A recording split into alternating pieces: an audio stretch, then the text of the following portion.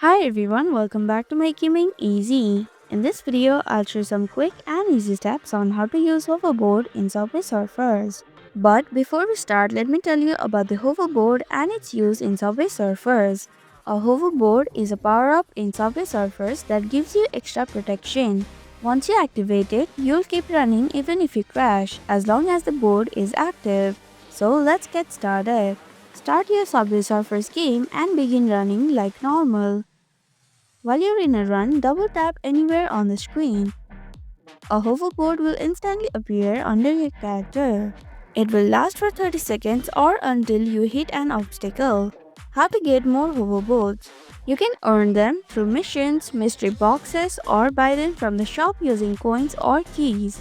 Some special events and challenges also give hoverboard as rewards, so make sure to participate in them. Some hoverboards have special powers like speed boost or longer jump time. You can buy them by tapping on the Me button from the bottom of your screen. Then go to boards. Here you can buy them using coins and keys. And that's how you can use hoverboard in Subway Surfers.